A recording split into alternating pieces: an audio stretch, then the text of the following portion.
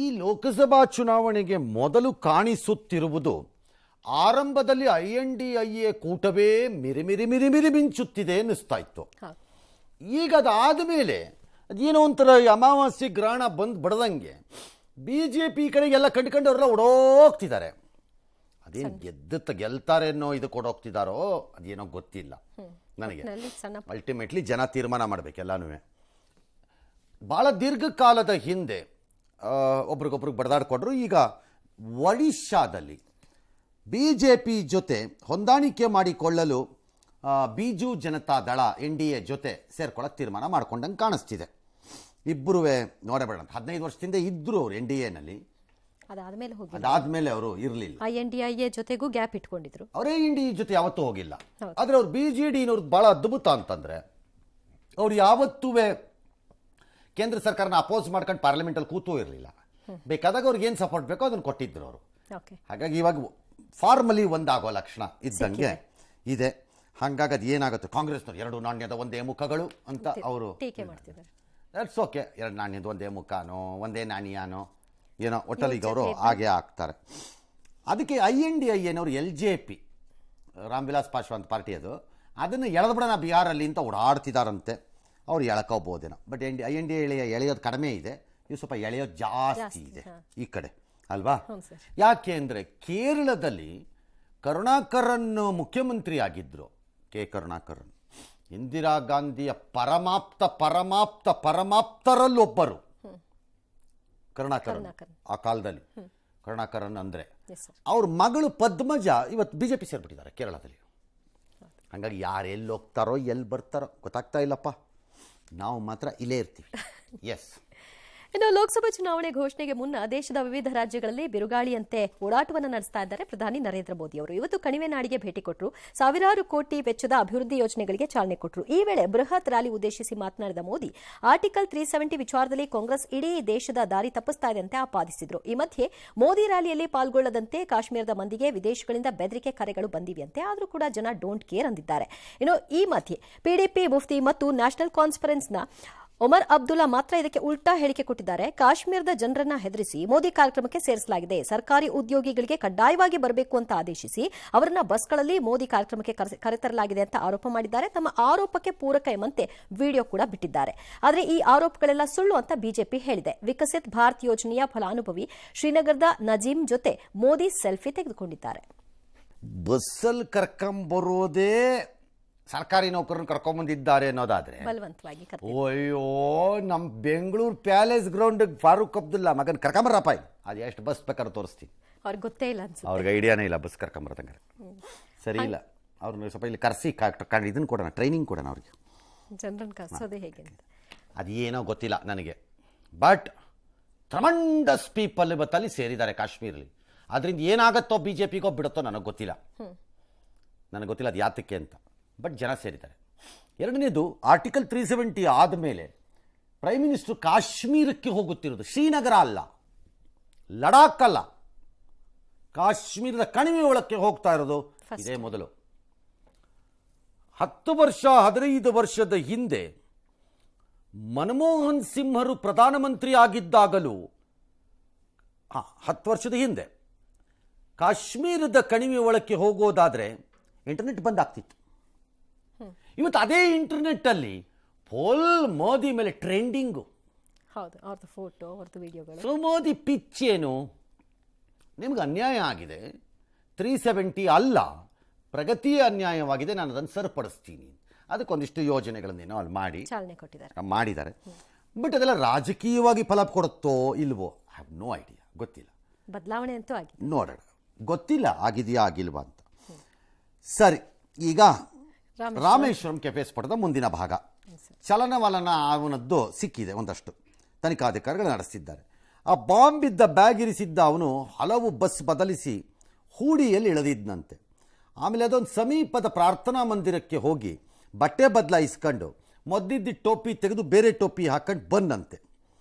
ಮತ್ತೆ BMTC bus ಹತ್ಬಿಟ್ಟು ನೇರವಾಗಿ ಓಕ್ಳಿಪುರಂ Sujata bus ನಿಲ್ದಾಣದ ಹತ್ರಕ್ಕೆ ಬಂದಿದ್ದಾನೆ. ಇದೆಲ್ಲ ಬಾಂಬೆಲ್ಲ ವ್ಯವಹಾರ ಮುಗಿಸಿದ ಮೇಲೆ, ಒಂದು ಡ್ಯೂಟಿ ಮುಗಿದ ಮೇಲೆ ಅಲ್ಲಿಂದ ಶಿಫ್ಟ್ ಆಗಿ ಬಂದಿದ್ದಾನೆ.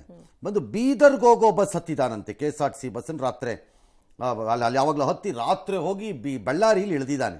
ಅಲ್ಲೂ ಒಂದಷ್ಟು ಫೋಟೋ ಅದೇನೋ ವಿಜುವಲ್ಸ್ ಎಲ್ಲ ಹಿಡಿದಿದ್ದಾರೆ ಇವರು. ಬಸ್ ನಿಲ್ದಾಣ. ಹಾಂ, ಓಲ್ವೋ ಬಸ್ಸಲ್ಲಿ ಬೆಂಗಳೂರಲ್ಲಿ ಹೋಗ್ತಿರೋದು. ಆ ಬೆಂಗಳೂರಲ್ಲಿ ಹೋಗುವಾಗ ಅದು ಕ್ಯಾಪ್ ಹಾಕಿಲ್ಲ. ಅಲ್ಲಿ CCTV ಇದೆ ಬಸ್ ಒಳಗಡೆ ಅಂತ ಗೊತ್ತಾದ ತಕ್ಷಣ ಜಾಗ ಬಿಟ್ಟು ಖಾಲಿ ಮಾಡಿರೋದು ಅವನು. ಇವೆಲ್ಲ ಇದೆ. ಈಗ ಎಲ್ಲಿದ್ದಾನೆ ಗೊತ್ತಿಲ್ಲ, ರಾಜ್ಯದಲ್ಲೇ ಇದ್ದಾನೋ ಬೇರೆ ಕಡೆನೇ ಹೋಗಿದ್ದಾನೋ ಏನೋ ಗೊತ್ತಿಲ್ಲ. ಸ್ಕೆಚ್ ಎಲ್ಲ ರಿಲೀಸ್ ಮಾಡಿದ್ದಾರೆ ಇವನು ಹಿಂಗಿದ್ದಾನೆ ಅಂತ. ಗೊತ್ತಿಲ್ಲ ಮುಂದೆ ಏನಾಗುತ್ತೋ ಏನೋ. ಹುಡುಕ್ತಾ ಇದ್ದಾರೆ. ಎರಡು ಈಗ ನ್ಯಾಷನಲ್ ಇಂಟರ್ನಲ್ ಸೆಕ್ಯೂರಿಟಿ ಅವರು ಇನ್ವೆಸ್ಟಿಗೇಷನ್ ಮಾಡ್ತಾ ಇದ್ದಾರೆ. ನಮ್ಮ CCB ಮಾಡ್ತಾ ಇದ್ದಾರೆ. ಸೊ ಇಬ್ರು ಬಹಳ ಸೀರಿಯಸ್ ಆಗಿ ಹುಡುಕ್ತಾ ಇದ್ದಾರೆ ಅವನ್ನ ಪತ್ತೆ ಹಚ್ಚಕ್ಕೋಸ್ಕರ.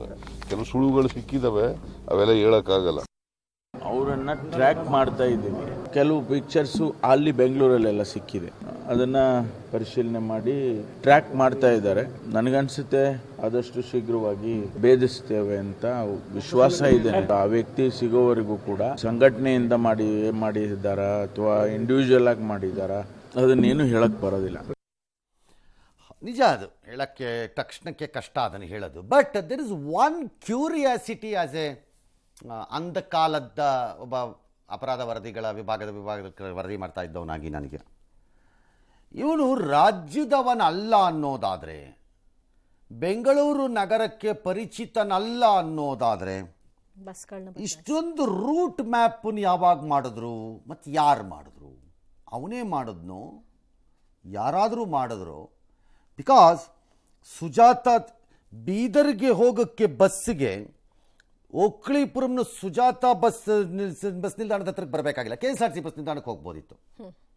ಎಲ್ಲಿ ಬೇಕಾದ್ರೂ ಎಲ್ಲೆಲ್ಲೋ ಹೋಗ್ತಾನೆ, ಎಲ್ಲೆಲ್ಲೋ ಬರ್ತಾನೆ, ಎಲ್ಲೆಲ್ಲೋ ಬಸ್ ಚೇಂಜ್ ಮಾಡ್ತಾನೆ. There looks like a pattern he has followed. Route map ಯಾರೋ ಮಾಡಿದ್ದಾರೆ, ಅದು ಅವನೇ ಮಾಡಿದಾನೋ ಯಾರೋ ಮಾಡಿದಾರೋ, ಅವನೊಬ್ಬನೇ ಇದ್ದರೆ ಬೇರೆ ಕತೆ, ಅಥವಾ ಗುಂಪು ಯಾವುದಾದ್ರು ಬ್ಯಾಕಲ್ಲಿ ಇದೆಯಾ, ಅಥವಾ ಈ ಕಿರಾತಕನಿಗೆ ಸ್ಲೀಪರ್ ಸೆಲ್ಗಳ ರೂಪದಲ್ಲಿ ಇಂಟರ್ನಲಿ ಯಾರ್ದಾದ್ರೂ ಸಪೋರ್ಟ್ ಇದೆಯಾ? ಸಿಟಿ ಒಳಗಡೆನೇ ಇರ್ಬೋದು. There may be somebody who have acted like facilitators ಇರ್ಬೋದು. ಯಾರು ಇದಾರ ಗೊತ್ತಿಲ್ಲ. ಇವೆಲ್ಲ ತನಿಖೆಯ ಭಾಗದಲ್ಲಿ ಇರುತ್ತೆ. ಅವ್ರು ಏನೋ ಒಂದು ಮಾಡ್ತಾರೆ. ನಮಗಿಂತವ್ರು ಬುದ್ಧಿವಂತರು ಅಂದ್ಕೊಂಡಿದ್ದೀವಿ, ಹಂಗಾಗಿ ಮಾಡ್ತಾರೆ. ಎಸ್. ಇನ್ನು ಈ ಎಲ್ಲ ಘಟನೆಗಳಾಗಿ 7 ದಿನ ಕಳೆದಿದೆ. ಈ ಅವಧಿಯಲ್ಲಿ ಮಾಡಲಾದಂತಹ ತನಿಖೆಯಲ್ಲಿ ಒಂದಷ್ಟು ವಿಚಾರಗಳು ಸ್ಪಷ್ಟವಾಗಿದೆ. ಇದು ವ್ಯಾಪಾರ ದುಶ್ಮನಿಯಿಂದ ಮಾಡಿದ ಸ್ಫೋಟವಲ್ಲ ಎಂಬುದು ಸಾಬೀತಾಗಿದೆ. ಇದು ಭಯೋತ್ಪಾದಕ ಕೃತ್ಯ ಇರಬಹುದು ಅನ್ನೋ ಶಂಕೆ ಬಲವಾಗಿದೆ. ಬಾಂಬರ್ ಬೆಂಗಳೂರಿನಿಂದ ಬಳ್ಳಾರಿಗೆ ಹೋಗಿರುವ ಬಗ್ಗೆ ಮಾಹಿತಿ ಸಿಕ್ಕಿರುವ ಹಿನ್ನೆಲೆಯಲ್ಲಿ ಬಳ್ಳಾರಿ ಮಾಡ್ಯೂಲ್ಗೂ ಏನಾದರೂ ಲಿಂಕ್ ಇದೆಯಾ ಅಂತ ಅನುಮಾನವನ್ನು ವ್ಯಕ್ತಪಡಿಸಿ ಡಿಸೆಂಬರ್ 17ರಂದು ಅರೆಸ್ಟ್ ಆಗಿದ್ದಂತಹ ಬಳ್ಳಾರಿ ಮಾಡ್ಯೂಲ್ ಸಂಸ್ಥಾಪಕ ಮಿನಾಜ್ ಅಲಿಯಾಸ್ ಮಹಮ್ಮದ್ ಸುಲೇಮಾನ್ ಅನ್ನ ತನಿಖಾ ತಂಡ ವಿಚಾರಣೆಗೆ ಒಳಪಡಿಸಿದೆ. ಅಲ್ಲದೆ ರಾಮೇಶ್ವರಂ ಕೆಫೆ ಸ್ಫೋಟಕ್ಕೂ ಮಂಗಳೂರು ಕುಕ್ಕರ್ ಸ್ಫೋಟಕ್ಕೂ ಏನಾದರೂ ಸಾಮ್ಯತೆ ಇದೆಯಾ ಅಂತ ಆ ಉಗ್ರರನ್ನು ಕೂಡ ವಿಚಾರಣೆಗೆ ಒಳಪಡಿಸಿದೆ. ಓಕೆ, ಎಲ್ಲರನ್ನು ವಿಚಾರಣೆಗೆ ಒಳಪಡಿಸಲಿ. ಯಾರೋ ಒಬ್ಬರನ್ನ ಫೈನಲಿ ತಾಕಮ್ಮನಿ, ಯಾವನವನು ನಮ್ಗೇನು ಯಾವನಾದ್ರೆ ನಮ್ಗೇನು ಹೋಗ್ಬೇಕು, ಸಿಕ್ಬಿಟ್ರೆ ಸಾಕು. ಈ ಪಾಕ್ಪರ ಘೋಷಣೆ ಕೇಸ್ ಇದೆಯಲ್ಲ, ಅದರ ಮುಂದುವರಿದ ಭಾಗ.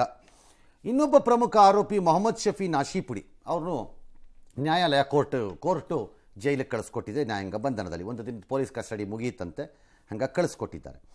14 ದಿನ ಕೊಟ್ಟಿದ್ದಾರಂತೆ. ಇನ್ನಿಬ್ಬರು ಆರೋಪಿಗಳದನ್ನು ಆಗಲೇ ಅವ್ರ ಅರ್ಜಿ ವಿಚಾರಣೆ, ಜಾಮೀನು ಅರ್ಜಿ ವಿಚಾರಣೆಗೆ ಬಂದ್ಬಿಡ್ತಾ ಆಗಲೇ ಓಕೆ ಬಂದಿದೆ, ಅದು ಕೊಟ್ಟಿದ್ದಾರೋ ಇಲ್ವೋ, ನಾಳೆ ಇವು ನಾಶಿಪುಡಿದು ಬಂದ್ಬಿಡುತ್ತಂತೆ. ಅದರಲ್ಲಿ ಏನು ಸೆಕ್ಷನ್ಸನ್ನು ಹಾಕಿದ್ದೀರಿ ಅನ್ನೋದ್ರ ಮೇಲೆ ಜಾಮೀನು ಅರ್ಜಿ ಇತ್ಯರ್ಥ ಬೇಗ ಆಗುತ್ತೆ ಅಥವಾ ಲೇಟ್ ಆಗುತ್ತೆ.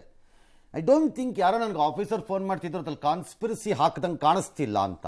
ಹಾಕದೇ ಇದ್ದರೆ that's A serious mistake of N IO. ಅವಾಗ ಕಾನ್ಸ್ಪಿರಸಿನ ಆ್ಯಡ್ ಮಾಡದೇ ಇದ್ದರೆ, ಬಿಕಾಸ್ ಪಾಸ್ ತೆಗೆದುಕೊಂಡು ಬಂದು ಪ್ರೂವ್ ಆಗೋದು ಬೇರೆ. ಈ 3 ಜನನೋ ಯಾರೇ ಆಗಿರಲಿ, ತೆಗೆದುಕೊಂಡು ಬಂದು ಒಳಕ್ಕೆ ಬಂದು ಪ್ರಚೋದನೆಯೇ ಇಲ್ಲದೆ ಅನಾವಶ್ಯಕವಾಗಿ ನೆಸೆಸಿಟಿ ಇಲ್ಲದಿರುವಾಗ ಪಾಕಿಸ್ತಾನ ಜಿಂದಾಬಾದ್ ಅಂತಾರೆ ಅಂದರೆ there appears to be a pre thinking. ಹಂಗಾರೆ ಇದಕ್ಕೆ ಮೊದಲು ಏನೋ ಒಂದು ಥಿಂಕಿಂಗ್ ಇದೆ. ಅದಕ್ಕೆ there is some conspiracy behind it. ಅವಾಗ ಕಾನ್ಸ್ಪಿರಸಿ ಅಂದರೆ ಇಂಟರ್ನ್ಯಾಷನಲ್ ಲೆವೆಲ್ ಅಂತಲ್ಲ ನಾನು ಹೇಳ್ತಿರೋದು. ಹಾಗಾಗಿ ಅದೊಂದು ಸೇರಿಸಿದ್ರೆ ಬೇರೆ, ಸೇರಿಸಿಲ್ದಿದ್ರೆ ಗೊತ್ತಿಲ್ಲ ಏನು ಮಾಡ್ತಾರೋ. ಈ ಮಧ್ಯೆ ಅವರ ಮೇಲೆ ಆರೋಪ ಸಾಬೀತಾಗೋವರೆಗೂ ಅವ್ರ ಮೇಲೆ ನಾವು ಯಾವ ಕ್ರಮ ತಗೊಳ್ಳಲ್ಲ ಅಂತ ಬ್ಯಾಡಗಿ ಮೆಣಸಿನಕಾಯಿ ವರ್ತಕರ ಸಂಘ ಏನೋ ತೀರ್ಮಾನ ಮಾಡ್ಕೊಂಡಿದೆಯಂತೆ. ರೈತರಿಗೆ ವರ್ತಕರಿಗೆ ಕೊಡಬೇಕಾದ ಬಾಕಿ ಹಣ ನೀಡೋದಕ್ಕೆ ಅವ್ರ ಕುಟುಂಬ ಮುಂದಾಗಿದೆಯಂತೆ. ಅಲ್ಲ, ಮೆಣಸಿನ್ಕಾಯಿ ತಗೊಂಡಿದ್ರೆ ಕೊಡಬೇಕು, ಕಾಸನ್ನು ಕ್ಲಿಯರ್ ಮಾಡಲೇಬೇಕಲ್ಲ, ಅಷ್ಟೇ ಅಲ್ವಾ. ಮೆಣಸಿನ್ಕಾಯಿ ತಗೊಂಡಿದ್ರೆ ಖರೀದಿ ಮಾಡಿದ್ರೆ ಕೊಡಬೇಕು.